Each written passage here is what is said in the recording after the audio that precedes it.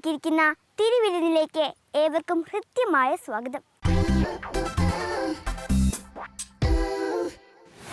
ഈശോ മിശിഹായ്ക്ക് സ്തുതിയായിരിക്കട്ടെ.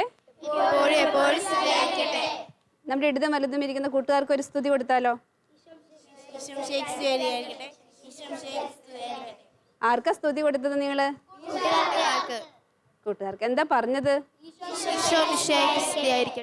നമ്മുടെ കൂട്ടുകാരിൽ ഈശോയെ കണ്ടുകൊണ്ടാണ് നമ്മൾ സ്തുതി കൊടുത്തത് അല്ലേ? പഠനമൊക്കെ എങ്ങനെ പോകുന്നു? നന്നായി പോകുന്നുണ്ട്. എല്ലാവർക്കും നന്നായി പഠിക്കാൻ പറ്റുന്നുണ്ടോ? കുറച്ചൊക്കെ. കുറേയും കൂടി നന്നായി പഠിക്കാനായിട്ട് നിങ്ങൾ പരിശ്രമിക്കുന്നുണ്ടല്ലേ? ചില കുട്ടികളൊക്കെ പറയാറുണ്ട്, സിസ്റ്റർ എത്ര പഠിച്ചിട്ടും ഓർമ്മ കിട്ടുന്നില്ല പരീക്ഷയ്ക്ക്. എന്തായിരിക്കും അതിന് കാരണം? ശ്രദ്ധിക്കാത്തത് കൊണ്ട്, പ്രാർത്ഥിക്കാത്തത് കൊണ്ട്, പരിശ്രമിക്കാത്തത് കൊണ്ടൊക്കെ നമുക്ക് നന്നായി പഠിക്കാൻ പറ്റിയെന്ന് വരില്ല. കൂട്ടത്തിൽ പ്രാർത്ഥിച്ചിട്ട് പഠിക്കാൻ വേണ്ടി പോകുന്ന എത്ര കുട്ടികളുണ്ട്? ഒന്ന് കൈപൊക്കാമോ? ഓക്കെ, നല്ല കാര്യം. നന്നായി നമ്മൾ പ്രാർത്ഥിച്ചൊരുങ്ങി പഠിക്കുമ്പോൾ നമുക്ക് ഓർമ്മശക്തി കിട്ടും അല്ലേ? നെറ്റിയിലും അധരത്തിലും ഹൃദയത്തിലും നമ്മൾ കുരിശടയാളം വരച്ച് പ്രാർത്ഥിച്ച് പഠിക്കുമ്പോൾ നമുക്ക് പരീക്ഷാ സമയങ്ങളിൽ നന്നായി ഓർത്ത് പരീക്ഷയിൽ നല്ല വിജയം കരസ്ഥമാക്കാനായിട്ട് പറ്റും. ഇന്നത്തെ ഈ തിരുവിരുന്ന് പ്രോഗ്രാമിലേക്ക് നമ്മളെ ഓരോരുത്തരെയും പേര് ചൊല്ലി വിളിച്ചതാരാ? ഈശോയാണ്. ഈശോയ്ക്ക് നമ്മെക്കുറിച്ച് ഒരു പദ്ധതി ഉണ്ടാവും ഇല്ലേ? എന്തായിരിക്കും ഈശോയുടെ പദ്ധതി എന്ന് നിങ്ങൾക്കറിയാമോ? ജെറമിയ 29:11 വചനം എന്താ പറയുന്നത്? നിന്നെ കുറിച്ചൊരു പദ്ധതിയുണ്ട് എൻ്റെ മനസ്സിലുണ്ട് കുഞ്ഞേ, എൻ്റെ മനസ്സിലുണ്ട്. നാശത്തിനുള്ളതല്ല നിന്റെ ക്ഷേമത്തിനുള്ളതത്രേ. നാശത്തിനുള്ളതല്ല നിന്റെ ക്ഷേമത്തിനുള്ളതത്രേ. പാടാമോ? നിന്നെ കുറിച്ചൊരു പദ്ധതിയുണ്ട് എൻ്റെ മനസ്സിലുണ്ട്, എൻ്റെ മനസ്സിലുണ്ട്. നാശത്തിനുള്ളതല്ല നിന്റെ ക്ഷേമത്തിനുള്ളതത്രേ. അപ്പന്മാരെന്നാലും അമ്മമാരെന്നാലും നിന്നെ ഞാൻ സ്നേഹിക്കുന്നു കുഞ്ഞേ, നിന്നെ ഞാൻ സ്നേഹിക്കുന്നു. അപ്പന്മാരെന്നാലും അമ്മമാരെന്നാലും നിന്നെ ഞാൻ സ്നേഹിക്കുന്നു കുഞ്ഞേ, നിന്നെ ഞാൻ സ്നേഹിക്കുന്നു. ഈ ലോകം നിന്നെ കാണുന്നതിന് മുൻപേ നിന്നെ ഞാൻ കണ്ടിരുന്നു കുഞ്ഞേ, നിന്നെ ഞാൻ കണ്ടിരുന്നു. ഈ ലോകം നിന്നെ കാണുന്നതിന് മുൻപേ നിന്നെ ഞാൻ കണ്ടിരുന്നു കുഞ്ഞേ, നിന്നെ ഞാൻ കണ്ടിരുന്നു. പഠിച്ചോ? ഈ വചനം നമുക്കൊന്ന് കരങ്ങളടിച്ച് ഒന്നും കൂടി ഒന്ന് പാടിയാലോ? നല്ല എനർജിയോടുകൂടി പാടുവോ? Are you ready? Okay, ready. 1 2 3 start. നിന്നെ കുറിച്ചൊരു പദ്ധതിയുണ്ട് എൻ്റെ മനസ്സിലുണ്ട് കുഞ്ഞേ, എൻ്റെ മനസ്സിലുണ്ട്. നാശത്തിനുള്ളതല്ല നിന്റെ ക്ഷേമത്തിനുള്ളതത്രേ. അപ്പന്മാരെന്നാലും അമ്മമാരെന്നാലും കുഞ്ഞേ, ഈ ലോകം നിന്നെ കാണുന്നതിന് മുൻപേ നിന്നെ ഞാൻ കണ്ടിരുന്നു കുഞ്ഞേ, നിന്നെ ഞാൻ കണ്ടിരുന്നു. ഈ ലോകം നിന്നെ ഞാൻ കണ്ടിരുന്നു കുഞ്ഞേ, നിന്നെ ഞാൻ കണ്ടിരുന്നു. ഈ ലോകം നമ്മെ കാണുന്നതിന്റെ മുൻപേ ആര് നമ്മളെ കണ്ടു? ഈശോ നിങ്ങളെ ഓരോരുത്തരെയും കണ്ടു അല്ലേ? ഈശോ നിങ്ങളെ ഓരോരുത്തരെയും നിങ്ങൾ മാതാവിൻ്റെ ഉദരത്തിൽ ഉരുവാകുന്നതിന് മുൻപേ കണ്ടു, അറിഞ്ഞു, പേര് ചൊല്ലി വിളിച്ചു, വിശുദ്ധീകരിച്ചു. നിങ്ങളെ ഓരോരുത്തരെയും കൂട്ടിക്കൊണ്ട് വന്നിരിക്കുകയാണ് ഇവിടേക്ക്. ഈ സെഗ്മെന്റിൽ നിങ്ങളെ കാത്തിരിക്കുന്നതോ വളരെ രസകരമായൊരു കളിയാണ്. ശ്രദ്ധയോടുകൂടി വേണം കളിക്കാൻ. എന്താ, റെഡിയല്ലേ? ഈ സെഗ്മെന്റിൽ നമുക്ക് ഈശോയോടൊപ്പം ഒരു കളി കളിക്കാം. റെഡിയാണോ? ഓക്കെ. അപ്പം നമ്മളിവിടെ 3 ടേബിളിൽ 8 ഗ്ലാസ്സുകൾ വീതം അറേഞ്ച് ചെയ്ത് വെച്ചിട്ടുണ്ട്. 8 ഗ്ലാസ്സുകൾക്കും ഓരോ ബലൂൺ വെച്ചിട്ടുണ്ട്.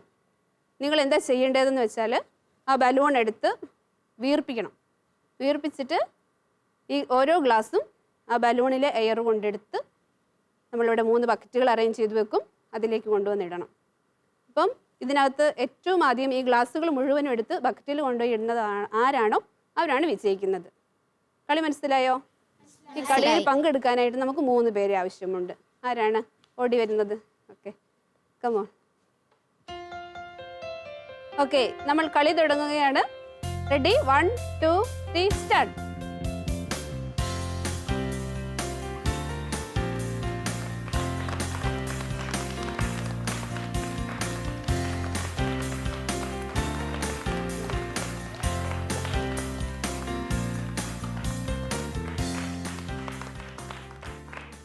Okay, game over.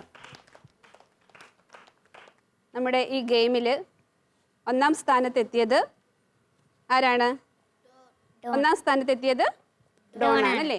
രണ്ടാം സ്ഥാനം കരസ്ഥമാക്കിയത് ആരാണ്? അൽബ്രീന. മൂന്നാം സ്ഥാനം ഓക്കെ. അപ്പം നമുക്ക് ഈ 3 പേർക്കും ഒന്നാം സ്ഥാനം കരസ്ഥമാക്കിയവർക്കും രണ്ടാം സ്ഥാനം കരസ്ഥമാക്കിയവർക്കും മൂന്നാം സ്ഥാനം വാങ്ങിയ മോനും നല്ലൊരു ക്ലാപ്പ് കൊടുക്കാം. ഈ ഗെയിം ഇവർ ചെയ്തുകൊണ്ടിരുന്നപ്പോൾ ഇവർക്ക് എങ്ങനെയാണ് ഇത് അനുഭവപ്പെട്ടതെന്ന് നമുക്കൊന്ന് ചോദിക്കാം അല്ലേ? എന്നാ ഒന്നാം സ്ഥാനത്തെത്തിയ ഡോൺ എങ്ങനെയുണ്ടായിരുന്നു ഗെയിം? ആദ്യം ഇൻട്രസ്റ്റിംഗ് ആയി, പിന്നെ താര വീഴുമോ എന്നുള്ളൊരു പേടിയുണ്ടായിരുന്നു. ബലൂണിൽ കാറ്റ് നിറച്ചിട്ട് പോകുമോ എന്നുള്ള പേടിയുണ്ടായിരുന്നു. ബലൂണിൽ കാറ്റ് നിറയുമോ, നിറച്ച് ഇവിടെ ഇതെല്ലാം കൊണ്ടുപോയി ഇടാനായിട്ട് പറ്റുമോ എന്നുള്ള പേടി. അപ്പോൾ പേടി മാറിയോ? മാറി. അൽബ്രീന? പേടിയുണ്ടായിരുന്നു. എന്താ കൊണ്ടുപോകുന്നതിൻ്റെ ഇടയ്ക്ക് നിലത്ത് വീണ ഫൗളല്ലേ, അതുകൊണ്ട് ഓക്കെ, ആ പേടിയാണ്. കൊണ്ടുപോകുന്നതിനിടയ്ക്ക് ഇതിൻ്റെ നിയമങ്ങളൊക്കെ തെറ്റിപ്പോയാൽ അത് പോകുമോ എന്നുള്ള ഭയമുണ്ടായിരുന്നു. ഉള്ളിൽ ഭയങ്കര ഭയമൊക്കെ ഉണ്ടായിരുന്നു. പിന്നെ കൂളായി പോവാന്ന് വിചാരിച്ചിട്ട് അതുകൊണ്ട് സാധാരണ പയ്യെ നടന്നു പോയത്. പതുക്കെ ആയിപ്പോയി അല്ലേ? പേടിയൊക്കെ ഉണ്ടായിരുന്നെങ്കിലും കൂളായി ചെയ്യാമെന്ന് വിചാരിച്ചു. പക്ഷേ എന്തായി? അവസാനമായിപ്പോയി. സാരമില്ല. അപ്പം നമുക്കെല്ലാവർക്കും കളി സ്ഥലത്തേക്ക് പോയിരിക്കാം. നിങ്ങൾക്ക് എന്താ ഈ ഗെയിം കണ്ടിട്ട് മനസ്സിലായത്? എന്താ മനസ്സിലാക്കാൻ പറ്റിയത് ഈ ഗെയിമിൽ നിന്നും? പരിശ്രമിക്കണമെന്ന് മനസ്സിലായി. നമുക്ക് ഒരുപാട് കഴിവുകൾ ദൈവം തന്നിട്ടുണ്ടല്ലേ? ഉണ്ടോ? നിങ്ങൾക്ക് ഒത്തിരി കഴിവുകൾ ദൈവം തന്നിട്ടില്ലേ? എന്തൊക്കെ കഴിവുകളാണ് നിങ്ങൾക്ക് തന്നിട്ടുള്ളത്? പാടാൻ, കളിക്കാൻ, പഠിക്കാൻ, ഒരുപാട് ചിത്രം വരയ്ക്കാൻ. Very good. അങ്ങനെ ഒത്തിരി കഴിവുകൾ ദൈവം നമുക്ക് തന്നിട്ടുണ്ട്. ഈ കഴിവുകളൊക്കെ ഉപയോഗിച്ച് നമ്മൾ എന്ത് ചെയ്യണം? മറ്റുള്ളവർക്ക് നന്മ ചെയ്യണം അല്ലേ? അപ്പം നമുക്ക് ഉള്ളിൽ എന്തെങ്കിലും ഉണ്ടെങ്കിൽ മാത്രമേ നമുക്ക് മറ്റുള്ളവർക്ക് അത് കൊടുക്കാൻ പറ്റുള്ളൂ. നിങ്ങളൊക്കെ പറഞ്ഞ കഴിവുകൾ നിങ്ങൾക്കുണ്ട്, അതുകൊണ്ട് നിങ്ങൾക്ക് മറ്റുള്ളവർക്ക് അത് പങ്കുവെച്ച് കൊടുക്കാൻ പറ്റും. ഈ ബലൂണിൽ നിങ്ങൾ ശ്രദ്ധിച്ചിട്ടുണ്ടാവും, ഇവർ എയർ നിറക്കാൻ ശ്രമിക്കുകയാണ് അല്ലേ? അവരുടെ ഉള്ളിലുള്ള എയർ അതിനകത്തേക്ക് നിറഞ്ഞതുകൊണ്ടാണ് അത് സ്പീഡിൽ ആ കളിയിലേക്ക് ഇവർക്ക് ജയിക്കാനായിട്ട് പറ്റിയത്. ഇങ്ങനെ നമുക്ക് ദൈവം തന്നിരിക്കുന്ന കഴിവുകൾ ഉപയോഗിച്ച് ദൈവത്തിനും അതുപോലെ നമ്മുടെ കൂട്ടുകാർക്കും ഈ ലോകം മുഴുവനിലും നമുക്ക് ചെയ്യാൻ പറ്റുന്ന നന്മകളൊക്കെ ചെയ്യാനായിട്ട് പരിശ്രമിക്കാം. ദൈവം നമ്മെ സൃഷ്ടിച്ചിരിക്കുന്നത് എത്ര മനോഹരമായിട്ടാണ്. അവിടുത്തെ ഛായയിലും സാദൃശ്യത്തിലുമാണ് നാം സൃഷ്ടിക്കപ്പെട്ടിരിക്കുന്നത്. നമ്മെ സൃഷ്ടിച്ച നമ്മുടെ ദൈവത്തിന് നമ്മെക്കുറിച്ചൊരു പദ്ധതിയുണ്ട്. ആ പദ്ധതി എന്താണെന്ന് നിങ്ങൾക്ക് അറിയണ്ടേ? കളി കഴിഞ്ഞാൽ പിന്നെ നിങ്ങൾക്ക് ഏറ്റവും ഇഷ്ടമുള്ള കാര്യം എന്താ? TV കാണാൻ, വായിക്കാൻ, വരയ്ക്കാൻ, കഥ കേൾക്കാൻ, പഠിക്കാൻ, എഴുതാൻ. ഇങ്ങനെ പല വിധത്തിലുള്ള ഇഷ്ടങ്ങളാണ് നിങ്ങൾക്ക്. പക്ഷെ നമ്മളിവിടെ ഒരു ചെറിയ ആക്ടിവിറ്റി ചെയ്യാൻ പോവുകയാണ്. കുറഞ്ഞ സമയം കൊണ്ട് കുറേ കാര്യങ്ങൾ ചെയ്യാൻ സാധിക്കുമോ? വിജയം നൽകുന്നത് ആരാ? ദൈവമാണല്ലേ? സെഫാനിയ 3:17 എന്ന് പറയാമോ? നിന്റെ ദൈവമായ കർത്താവ് വിജയം നൽകുന്ന യോദ്ധാവ് നിന്റെ മധ്യയുണ്ട്. അതെ, നമ്മുടെ മധ്യ ആരുണ്ട്? ദൈവമുണ്ട്. അതുകൊണ്ട് കുറഞ്ഞ സമയം കൊണ്ട് നമ്മൾ എന്ത് ചെയ്യും? കുറഞ്ഞ സമയം കൊണ്ട് 10 ക്വസ്റ്റ്യൻ്റെ ആൻസർ നമ്മൾ ചെയ്യാൻ പോവുക. ഓക്കെ, ഇതൊരു ക്വസ്റ്റ്യൻ പേപ്പറാണ്. ഇതിൽ 10 ക്വസ്റ്റ്യൻ ഉണ്ട്. ഈ ക്വസ്റ്റ്യൻ്റെ ആൻസർ നിങ്ങൾ ക്വസ്റ്റ്യൻസ് പേപ്പർ കിട്ടിയാൽ എന്ത് ചെയ്യും? നിങ്ങൾ ആദ്യം വായിച്ചു നോക്കും. Questions very good. പ്രാർത്ഥിക്കും, പിന്നെ ക്വസ്റ്റ്യൻസ് വായിച്ചു നോക്കൂ അല്ലേ? അപ്പോൾ നിങ്ങൾക്ക് 1 മിനിറ്റ് സമയം ഈ ക്വസ്റ്റ്യൻ വായിക്കാനും 1 മിനിറ്റ് സമയം ഇത് ഉത്തരം എഴുതാനും.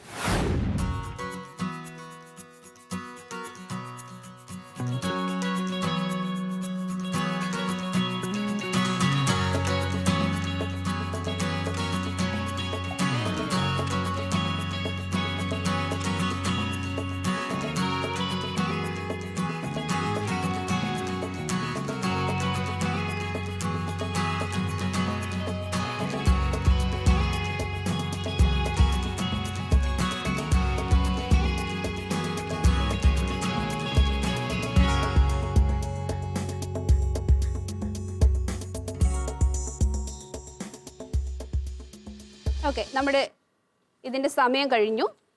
എല്ലാവർക്കും എഴുത്ത് നിർത്താം. Stop writing. ആർക്കെങ്കിലും ഉത്തരങ്ങൾ മുഴുവൻ എഴുതാൻ പറ്റിയോ? ഉത്തരം ആർക്കും ചെയ്യാൻ പറ്റുന്നില്ല അല്ലേ? നിങ്ങൾ ഈ ക്വസ്റ്റ്യൻ പേപ്പറിൽ നിങ്ങളെല്ലാവരും എഴുതുന്നത് ഞാൻ കണ്ടു. അതുകൊണ്ട് എല്ലാവരുടെയും ക്വസ്റ്റ്യൻ പേപ്പർ വാങ്ങുന്നില്ല. നിങ്ങളെല്ലാ ക്വസ്റ്റ്യൻ്റെ ആൻസർ ചെയ്തുകൊണ്ടിരിക്കുകയാണല്ലേ? എന്തുകൊണ്ടാണ് നിങ്ങൾക്കിത് കംപ്ലീറ്റ് ആക്കാൻ പറ്റാത്തതെന്ന് നന്നായിട്ട് ഒന്നും കൂടി വായിച്ചു നോക്കിക്കേ. ക്വസ്റ്റ്യൻസ് എല്ലാം നന്നായി വായിച്ചായിരുന്നോ? വായിച്ചിട്ടില്ല. ക്വസ്റ്റ്യൻസ് നിങ്ങൾ നന്നായി വായിച്ചിട്ടല്ല ഉത്തരം എഴുതണത്. എന്താ കാരണം എന്നറിയാമോ? 9ാമത്തെ ക്വസ്റ്റ്യൻ ഒന്ന് വായിച്ചേ ആരെങ്കിലും ഒരാൾ. After reading so far, write down the answer only to the next question. ഉറക്കെ വായിക്കും, ഒന്നുകൂടി വായിക്കും. After reading so far, write down the answer only to the next question. After reading so far, write down the answer only to the next question. ഇത് മുഴുവനും വായിച്ചിട്ട് 10ാമത്തെ question മാത്രം answer ചെയ്താൽ മതിയായിരുന്നു അല്ലേ? അതല്ലായിരുന്നോ വേണ്ടേ? ഒറ്റ ഒരു ക്വസ്റ്റ്യൻ മാത്രം ആൻസർ ചെയ്താൽ മതിയായിരുന്നു അല്ലേ? പക്ഷെ നിങ്ങൾ എന്താ ചെയ്തത്? മുഴുവൻ ക്വസ്റ്റ്യൻ ആൻസർ ചെയ്തുകൊണ്ടിരുന്നു. അതുകൊണ്ട് നമുക്ക് എന്ത് ചെയ്യാൻ പറ്റിയില്ല? പറഞ്ഞ സമയത്തിനുള്ളിൽ പരീക്ഷ കംപ്ലീറ്റ് ആക്കാൻ പറ്റിയില്ല. ഇങ്ങനെയാണ് നമ്മുടെ പരീക്ഷാ സമയങ്ങളിൽ നമുക്ക് വരുന്ന അബദ്ധങ്ങൾ. അപ്പോൾ ക്വസ്റ്റ്യൻ പേപ്പർ കയ്യിൽ കിട്ടുമ്പോൾ നമ്മൾ എന്ത് ചെയ്യണം? നന്നായി വായിച്ച് നോക്കണം അല്ലേ? എല്ലാ ക്വസ്റ്റ്യനും ചിലപ്പോൾ ആൻസർ ചെയ്യേണ്ടി വരില്ല. അപ്പോൾ നമ്മൾ നന്നായി ക്വസ്റ്റ്യൻസ് വായിച്ച് മനസ്സിലാക്കി വേണം പരീക്ഷയിൽ. നിങ്ങൾക്ക് പരീക്ഷയ്ക്ക് ബുദ്ധിമുട്ടുണ്ടെന്ന് പറഞ്ഞില്ലേ എന്നോട് ആദ്യമേ? അതുകൊണ്ട് നിങ്ങൾക്ക് ഇങ്ങനെ ഒരു ആക്ടിവിറ്റി ചെയ്തത് നല്ല ഒരു പാഠം ഇതിൽ നിന്നും നമുക്ക് പഠിക്കാൻ വേണ്ടിയായിരുന്നു. എന്ത് പാഠം നിങ്ങൾക്ക് പഠിക്കാൻ പറ്റിയത്? നന്നായി വായിച്ചിട്ടേ പരീക്ഷ എഴുതാനായിട്ട് തുടങ്ങാവൂ. ഏകാഗ്രതമായി നമ്മൾ ശ്രദ്ധിച്ചിരിക്കണം. ഓക്കെ, ഏകാഗ്രതയോടുകൂടി നമ്മൾ ഇരിക്കണം. എന്തെങ്കിൽ മാത്രമേ നമുക്ക് പരീക്ഷയിൽ നല്ല വിജയം കരസ്ഥമാക്കാൻ പറ്റുകയുള്ളൂ എന്ന് നമുക്ക് മനസ്സിലായി. നിങ്ങൾക്ക് കഥ കേൾക്കാൻ വലിയ ഇഷ്ടമാണല്ലേ? അപ്പം ഞാനൊരു കൊച്ചു കഥ പറയാം. വിശ്വപ്രസിദ്ധനായ രവീന്ദ്രനാഥ ടാഗോറിൻ്റെ ഗീതാഞ്ജലിയിൽ നിന്നെടുത്ത ഒരു കഥയാണ്. അതിന് മുമ്പ് ഞാനൊരു ക്വസ്റ്റ്യൻ ചോദിക്കട്ടെ. പകൽ മുഴുവൻ നമുക്ക് പ്രകാശം തരുന്നത് ആരാ? സൂര്യൻ എപ്പോഴാണ് അസ്തമിക്കുന്നത്? ഒരിക്കൽ ഈ സൂര്യൻ ആകാശത്തിലും ഭൂമിയിലുമുള്ള പ്രകാശം തരാൻ കഴിവുള്ള എല്ലാ ജീവജാലങ്ങളെയും വിളിച്ച് ഒരു മീറ്റിംഗ് നടത്തി. ആ മീറ്റിങ്ങിൽ സൂര്യൻ ചോദിച്ചു, ഈ രാത്രിയുടെ യാമങ്ങളിൽ എൻ്റെ ഈ മടങ്ങിപ്പോക്ക്, സൂര്യൻ അസ്തമിക്കാൻ പോവല്ലേ ഈവനിങ്ങിൽ, എൻ്റെ ഈ മടങ്ങിപ്പോക്ക് ഈ ഭൂമിയിൽ കഴിയുന്ന എല്ലാ മനുഷ്യരെയും അന്ധകാരത്തിൽ അഴുത്തും. രാത്രിയിൽ അന്ധകാരത്തിൽ കഴിയുന്ന മനുഷ്യ മക്കൾക്ക് പ്രകാശം നൽകുവാൻ നിങ്ങളിൽ ആരാണ് തയ്യാറാവുക? ആ സദസ്സിലാകെ വലിയ നിശബ്ദതയായി. കുറച്ച് സമയം കഴിഞ്ഞപ്പം ആ സദസ്സിൻ്റെ പുറകിൽ നിന്നും ഒരു കൊച്ചു മിന്നാമിനുങ്ങ് മുൻപോട്ട് വന്ന് പറഞ്ഞു, അല്ലയോ സൂര്യ, എനിക്ക് നേരിയ ഒരു പ്രകാശം മാത്രമേ ഉള്ളൂ. ഈ പ്രകാശം ഉപയോഗിച്ച് ഈ രാത്രിയുടെ യാമങ്ങളിൽ അന്ധകാരത്തിൽ കഴിയുന്ന മനുഷ്യമക്കൾക്ക് പ്രകാശമേകുവാൻ ഞാൻ ഈ ഭൂമിയിലൂടെ സഞ്ചരിക്കാമെന്ന്.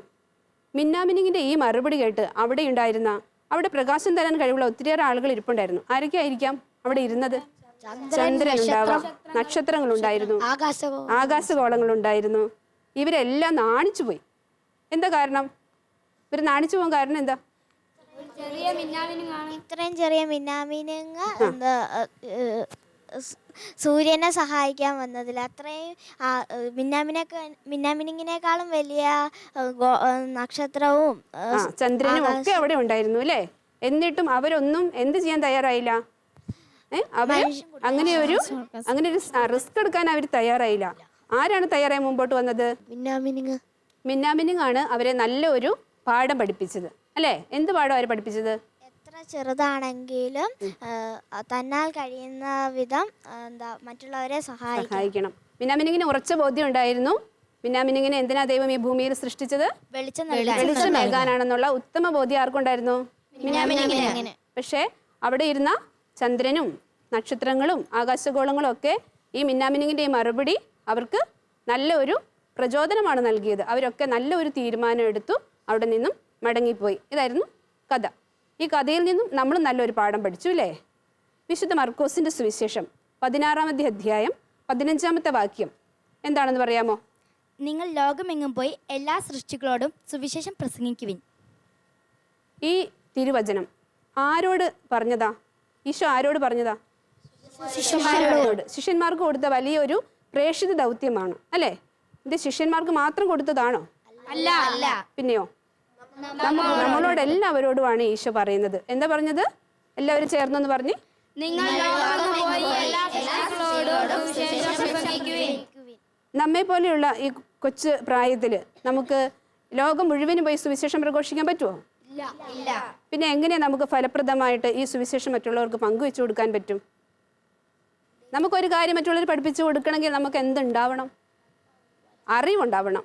എന്തിനെക്കുറിച്ച് അറിവുണ്ടാവണ്ടേ? വചനത്തെക്കുറിച്ച് അറിവുണ്ടാവണം അല്ലേ? യേശുവിനെയാണ് നമ്മൾ പങ്കുവെച്ചു കൊടുക്കുന്നത്, വചനമാണ് പങ്കുവെച്ചു കൊടുക്കുന്നത്. അപ്പം നമ്മൾ എന്തറിയണം? വചനത്തെക്കുറിച്ച് അറിവുണ്ടാവണം. വചനം അറിയാൻ എങ്ങനെയാണ് ഈ വചനം അറിയാൻ പറ്റും? വചനത്തിലൂടെ നമ്മൾ ആരുടെ ജീവിതമാണ് നമ്മൾ കണ്ടുപിടിക്കുന്നത്, കേട്ടു പഠിക്കുന്നത്? ഈശോയുടെ ജീവിതത്തെക്കുറിച്ചാണ് നമ്മൾ വചനത്തിലൂടെ കണ്ടും കേട്ടും നമ്മൾ മനസ്സിലാക്കുന്നത്. നമ്മൾ കണ്ടും കേട്ടും തൊട്ടറിഞ്ഞതുമായ കാര്യങ്ങളാണ് നമ്മൾ ആർക്ക് പകർന്നു കൊടുക്കുന്നത്? മറ്റുള്ളവർക്ക് പകർന്നു കൊടുക്കുവാനായിട്ട് നമുക്ക് സാധിക്കുന്നത്. അപ്പം നമ്മളായിരിക്കുന്ന സ്കൂളിൽ, നമ്മുടെ ചുറ്റുപാടുകളിൽ, നമ്മുടെ കുടുംബത്തിൽ, നമ്മുടെ സമൂഹത്തിലൊക്കെ ഫലപ്രദമായ രീതിയിൽ ഈ വചനം എങ്ങനെ പങ്കുവെച്ചു കൊടുക്കാൻ പറ്റുമെന്നാണ് നമ്മൾ ഈ സമയം ചിന്തിക്കുന്നത്. ഈ ചിത്രത്തിലുള്ള ആളെ നിങ്ങൾക്ക് പരിചയമുണ്ടോ? ആരാ? Mother Teresa. മാത്രമുള്ളൂ ഇതിനകത്ത്? ഒരു കുഞ്ഞുണ്ട്. ഇത് മദർ തെരേസയുടെ കുഞ്ഞാണോ? പിന്നെ ആരാ? ഈ കുഞ്ഞ് ആരുടെ ആയിരിക്കും? ഏതെങ്കിലും ഒരു അമ്മ പ്രസവിച്ച കുഞ്ഞാണല്ലേ? മദർ തെരേസ എത്ര സ്നേഹത്തോടുകൂടി ആ കുഞ്ഞിനെ എടുത്ത് ആ കുഞ്ഞിന്റെ കണ്ണുകളിലേക്ക് നോക്കി ചിരിക്കുന്നത് അല്ലേ? മദർ തെരേസ ഇത് ചെയ്യാൻ പ്രേരിപ്പിച്ചത് എന്താണ്? മദർ തെരേസ ഈ പ്രവൃത്തി ചെയ്യാൻ പ്രേരിപ്പിച്ചത് എന്താണ്? ഈശോയുടെ വചനമാണ്. അതോടൊപ്പം ഈശോയുടെ മുഖം കണ്ട ചൈതന്യം അമ്മയ്ക്ക് ഉണ്ടായിരുന്നു അല്ലേ? അതുകൊണ്ട് മദർ തെരേസ എന്ത് ചെയ്തു? തൻ്റെ ചുറ്റുപാടുകളിൽ വേദനിക്കുന്നവരിൽ, ആരുമില്ലാത്തവരിൽ, അനാഥത്വം അനുഭവിക്കുന്നവരിലൊക്കെ ഈശോയുടെ സ്നേഹം പകർന്നു കൊടുക്കുവാൻ വേണ്ടി ഇറങ്ങി പുറപ്പെട്ട ആളാണ് അല്ലേ? അപ്പം നമുക്ക് നമ്മുടെ ചുറ്റുപാടുകളിലേക്ക് നോക്കുമ്പോൾ എങ്ങനെ ഫലപ്രദമായിട്ട് ഈ വചനം നമുക്ക് പങ്കുവെച്ചു കൊടുക്കാൻ പറ്റും? മറ്റുള്ളവരുടെ വിഷമങ്ങൾ നമ്മൾ കേട്ട് അവരെ ഒന്ന് ആശ്വസിപ്പിക്കണം. കേട്ട് ആശ്വസിപ്പിക്കുന്നതിന് മുമ്പായിട്ടും ഈ മദർ തെരേസ ചെറിയ ഈ പ്രവൃത്തി വഴിയായി നമുക്ക് എന്താ ചെയ്യാൻ പറ്റുക? നമ്മുടെ അടുത്തിരിക്കുന്ന കൂട്ടുകാരല്ലേ ഒരുപാട് വേദനിക്കുന്നുണ്ടാവും അല്ലേ? അവരെയൊക്കെ ഒന്ന് നോക്കി, അവരുടെ കണ്ണുകളിലേക്ക് നോക്കി ഒന്ന് പുഞ്ചിരിക്കാൻ പറ്റിയാൽ അത് ഏറ്റവും വലിയ വചന പ്രഘോഷണല്ലേ അല്ലേ? അവരെ ഒന്ന് ആശ്വസിപ്പിക്കുന്നതിന് മുമ്പേ എന്താണ്? നിന്റെ കൂടെ ഞാനുണ്ട്, നീ ഒരു അനാഥയല്ല എന്നൊക്കെ ഒന്ന് നിങ്ങൾക്ക് അവരുടെ കണ്ണുകളിലേക്ക് നോക്കി പറയാൻ പറ്റും അല്ലേ? അപ്പം നമുക്കിങ്ങനെ കണ്ണുകളിലൂടെയുള്ള വചന പ്രഘോഷണം അല്ലേ? അത് മൈക്ക് വേണോ അതിന്? ലോകം മുഴുവനും പോണോ വചനം പറയാൻ? നമ്മുടെ അടുത്തുണ്ട് വചനം പ്രഘോഷിക്കാനായിട്ടുള്ള കൂട്ടുകാർ, നമ്മുടെ വീടുകളിലുണ്ട് പാവപ്പെട്ട ആളുകൾ, നമ്മുടെ ചുറ്റുപാടുകളിലൊക്കെ ഉണ്ട്. ഈ ചിത്രത്തിൽ കാണുന്ന ആളെ നിങ്ങൾക്ക് പരിചയമുണ്ടോ? ആരാ? വിശുദ്ധ ഫ്രാൻസിസ് അസീസി അല്ലേ? എന്ത് പ്രവൃത്തിയാണ് അസീസി ചെയ്യുന്നത്? കുഷ്ഠരോഗിയെ കെട്ടിപ്പിടിച്ച് ചുംബിക്കുന്നു. നിങ്ങൾക്കറിയാമോ ഈ ചരിത്രം? ഒരിക്കൽ കുഷ്ഠരോഗിയെ കണ്ടുമുട്ടിയ അസീസി പുണ്യവാൻ ആരെയാ കണ്ടത്? ഈശോ മുമ്പിൽ വന്ന് നിൽക്കുന്നതായിട്ടാണ് ഈ അസീസി പുണ്യവാൻ കണ്ടത്. നമ്മുടെ മുമ്പിൽ ഒരു കുഷ്ഠരോഗി വന്ന് നമുക്കിങ്ങനെ ചെയ്യാൻ പറ്റുമോ? പറ്റില്ല അല്ലേ? പക്ഷെ ഈശോയെ വന്ന് നിൽക്കുന്നെങ്കിലോ നിങ്ങൾ ചുംബിക്കില്ലേ ഈശോയിനെ? അതെ, കുഷ്ഠരോഗിയിൽ ഈശോയെ കണ്ട് ഈ അസീസി പുണ്യവാൻ ആ കുഷ്ഠരോഗിയെ കെട്ടിപ്പിടിച്ച് ചുംബിച്ചപ്പോൾ വലിയ ഒരു അത്ഭുതം സംഭവിച്ചെന്നാണ് ചരിത്രം പറയുന്നത്. ഈ കുഷ്ഠരോഗിയുടെ ശരീരത്തിലുണ്ടായിരുന്ന മുറിവുകളെല്ലാം അപ്രത്യക്ഷമായെന്ന്. ഇങ്ങനെ ഈ വിശുദ്ധന് ചെയ്യാനായിട്ട് സാധിച്ചെങ്കിൽ എന്തായിരിക്കും അതിൻ്റെ പിന്നിൽ വിശുദ്ധനെ പ്രേരിപ്പിച്ചത്? ഈശോയുടെ പ്രവൃത്തികൾ വചനത്തിൽ നിന്നും വിശുദ്ധൻ വായിച്ച് മനസ്സിലാക്കിയിട്ടുണ്ടല്ലേ? അത് ജീവിതത്തിലേക്ക് കൊണ്ടുവരാനായിട്ട് പരിശ്രമിക്കുകയാണ്. അപ്പം നമുക്കും ഇങ്ങനെയൊക്കെ ഫലപ്രദമായ രീതിയിൽ യേശുവിനെ നമ്മൾ തൊട്ടറിഞ്ഞിട്ടുണ്ടല്ലേ? എങ്ങനെ യേശുവിനെ നിങ്ങൾ തൊട്ടറിഞ്ഞത്? Very good. നമ്മൾ മാമോദീസയിലൂടെ, കൂദാശകളിലൂടെയൊക്കെ തിരുസഭയിൽ അംഗങ്ങളായി അല്ലേ? വിശുദ്ധ കുർബാനയിലൂടെയല്ലേ ഈശോ നമ്മിലേക്ക് കടന്നു വരുന്നത്. അങ്ങനെ ഈശോയെ നമ്മൾ തൊട്ടറിഞ്ഞിട്ടുണ്ട്. ഈ അറിഞ്ഞ സ്നേഹം നമുക്ക് എന്ത് ചെയ്യാൻ പറ്റും? മറ്റുള്ളവർക്ക് പകർന്നു കൊടുക്കാൻ പറ്റും അല്ലേ? വേദനിക്കുന്നവരിൽ, നമ്മുടെ വീടിൻ്റെ ചുറ്റുപാടുകളിലുമൊക്കെ ഒത്തിരി പ്രായമായിട്ടുള്ള അമ്മമാരും അപ്പച്ചമാരും ഒക്കെ ഉണ്ടാവില്ലേ? അവരുടെ വീടുകളിലൊക്കെ നിങ്ങൾ കടന്നു പോവാറുണ്ടോ? അവരുടെ അടുത്തിരുന്ന് അവരുടെ കരങ്ങളിലൊക്കെ ഒന്ന് പിടിച്ച് അവർക്ക് സുഖമാണോ സന്തോഷമാണോ എന്നൊക്കെ ചോദിക്കുമ്പോൾ അവർക്ക് ഒത്തിരി ആശ്വാസം ഉണ്ടാവും അല്ലേ? അവരുടെ മുഖത്ത് ഒത്തിരി സന്തോഷം ഉണ്ടാവും. കണ്ടിട്ടുണ്ടോ നിങ്ങളത്? ഇങ്ങനെ നിങ്ങൾക്ക് ഈശോയെ മറ്റുള്ളവർക്ക് പങ്കുവെച്ചു കൊടുക്കുവാനായിട്ട് സാധിക്കും.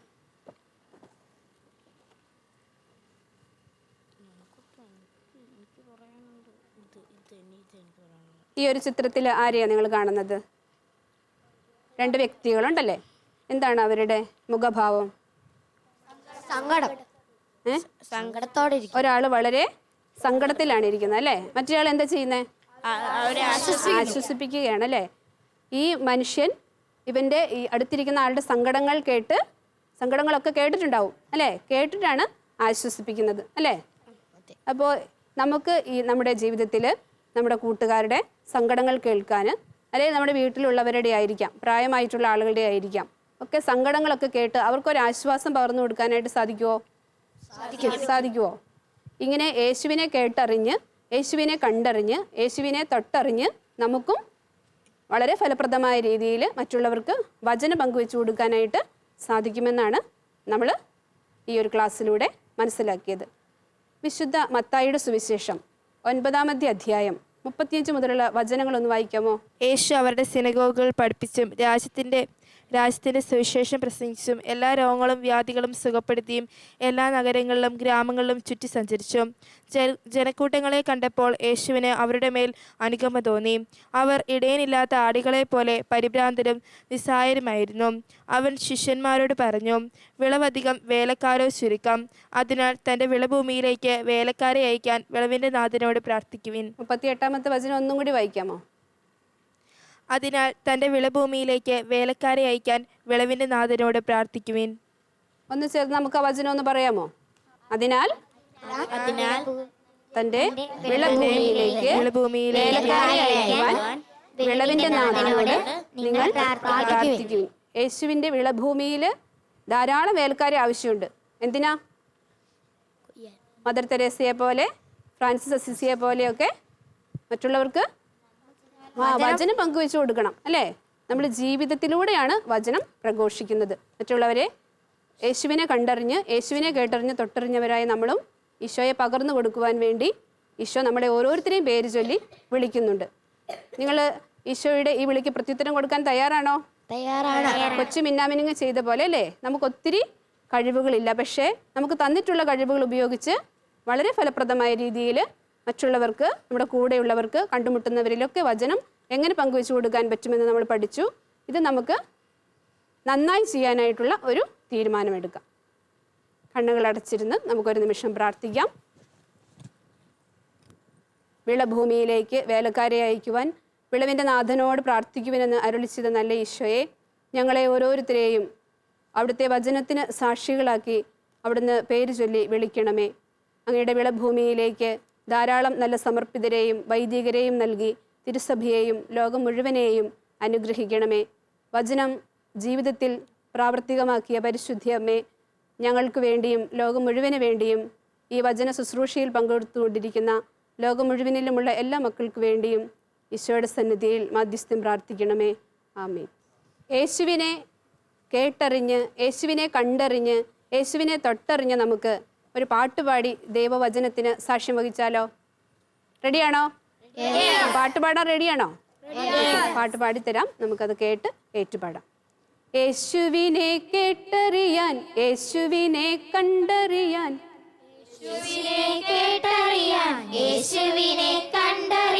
യേശുവിനെ തൊട്ടറിയാൻ. ഒരിക്കൽ കൂടി പാടാം ചേർത്ത്.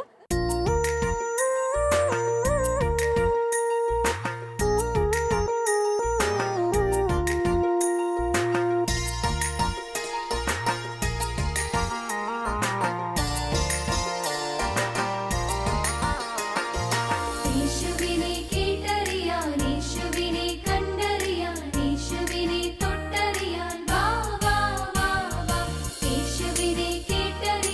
യേശുവിനെ കണ്ടറിയാൻ,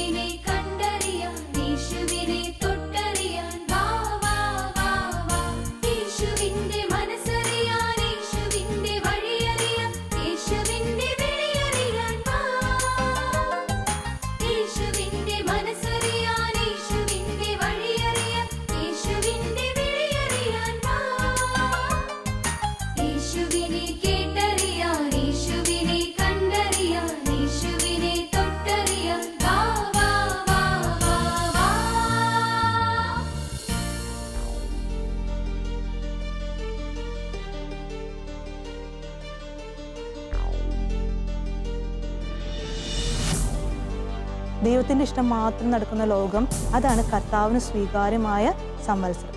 ഇതൊക്കെയാണ് നമുക്ക് ഓരോരുത്തർക്കുള്ള ദൗത്യം.